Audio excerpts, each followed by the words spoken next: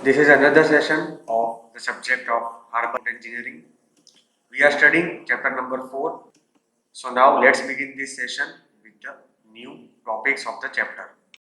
The first topic which we are going to study in today's session is the methods of protection of breakwater. So basically the breakwater which has been constructed, in which different ways can that constructed breakwater be protected. Protected so as to make sure that it remains more durable, it life sustains for a long period of time. So let us see the protection works. Basically, there are three protection works. First is by arrangement of heavy concrete blocks. Second method is by paving of granite blocks or granite rocks are used. And third is use of tetrapods or tribars. So let us see all these three different types. First is protection of breakwater by arrangement of heavy concrete blocks. So basically this is an image representing the protection work of the breakwater by placing of concrete blocks. So let us see the labels. First of all, the width of the breakwater has been shown, that is in the bottom part, that is in the seabed. Width of 64 meter has been shown. Depth of water has been shown, that is 27 meters. Exterior and interior side, that is the portion which is outside the harbor, and the portion that is inside of the harbor, which is protected by construction of breakwater. Next, the CC blocks can be placed. So the blocks have been placed on both the sides or on the top, that is vertical wall. So this is a composite structure. Here a vertical wall has been shown on the top, masonry construction, and we can see in the lower part the rubbles have been placed. Unfinished stone have been placed in irregular manner. So rubble or stone in the bottom part. On both the sides, protection has been given to the rubbles which have been placed by placing the blocks, CC blocks, and on the top is the vertical wall. The width of the vertical wall has been shown as 2.75 meter, and so basically here the protection works are these blocks which have been placed. Next, this is the image showing the concrete blocks which are placed on both the sides of the rubble or unfinished stone as a measure of protection work. Okay. So next now is by granite paving. So this is the image representing the granite paving. Here first of all the total width of the breakwater which has been constructed has been shown. Next, the depth up to which the concrete paving has been done, that is 5 meter indicates the depth up to which the granite paving has been done, and the 7 meter indicates the depth where there is no paving done. So paving is ultimately done in this top half portion, not in the bottom half, because ultimately the more work, that is the more dissipation of energy will be done by the topmost layer, not the bottommost layer. Ultimately the effect or the force of wind, waves or currents or tides has to be sustained by the top layer. So that's the reason for the placing of the granite blocks or paving or rocks can be placed. Next, this slope has been shown, that is 2:1 is the slope in the bottom part, that is where rubbles have been placed, and also in the top half portion where granite blocks have been placed.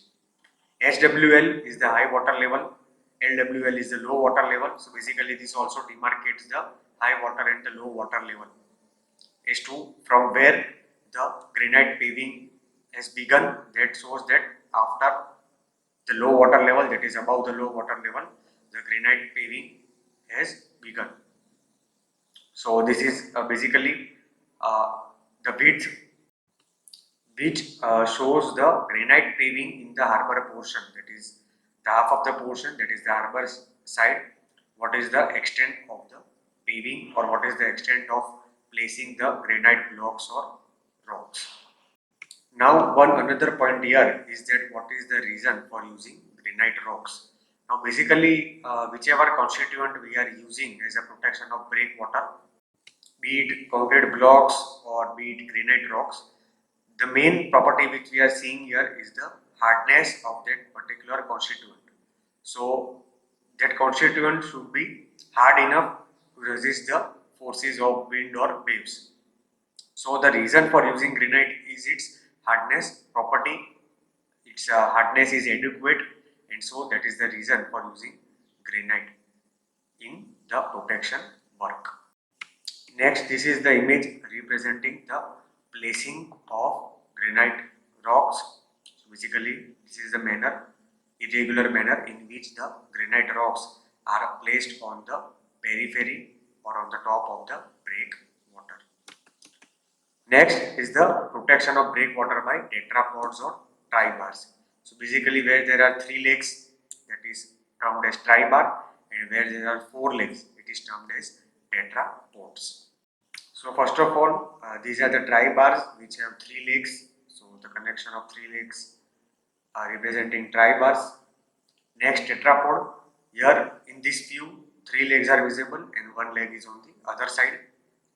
Width of each leg has been shown 0.9 meter.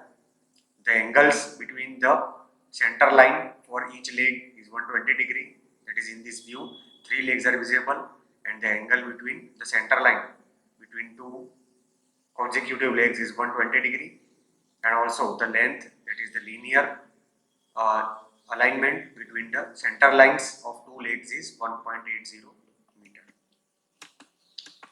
So this is the view of tribars, that is the concrete blocks which are placed of 3 legs, which are placed irregularly so that the voids will exist and the wind or wave energy will pass through these voids, will seep through these voids, and by dashing they will dissipate or reduce the wind or wave energy. So these are the protection works for breakwater.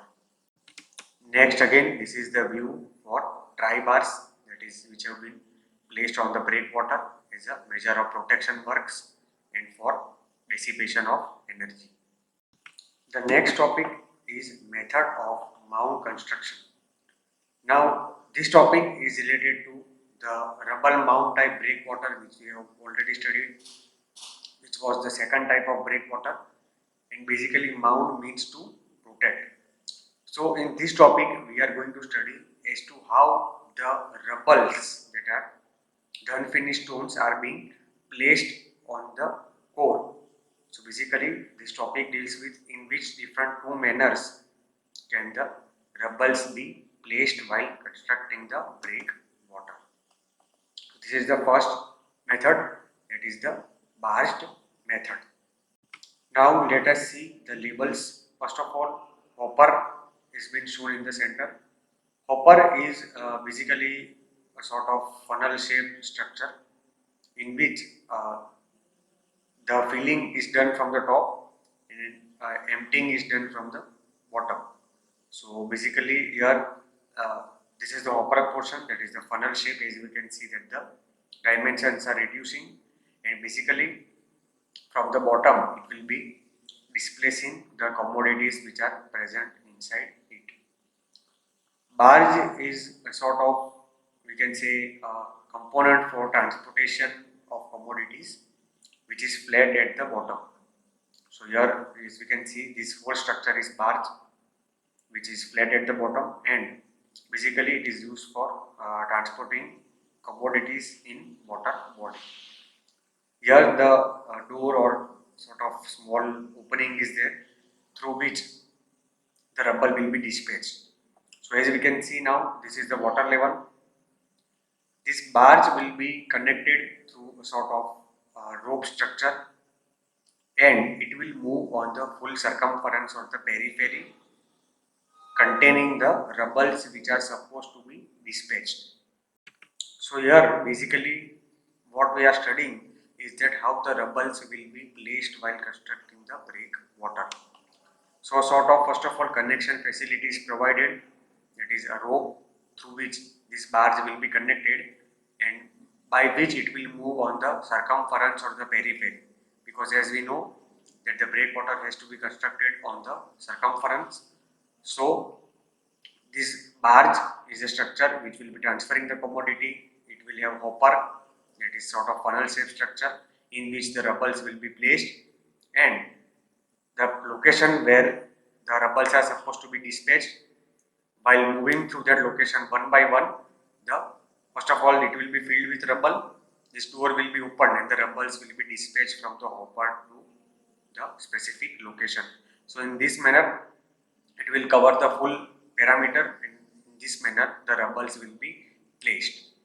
Next, that is the second method of mound construction is through decked barge. Now deck, as we know, is simply a platform. So here as a labels we can see here, first of all the rubbles have been shown on the top which are placed on this platform. Again here the purpose is same, that is the rubbles are to be placed while constructing the breakwater. So now here this is a sort of deck or a platform, as we can see, on which the rubbles are placed. Here it has been shown that compartments containing water ballast. Now what is the meaning of this and how this process is being carried out?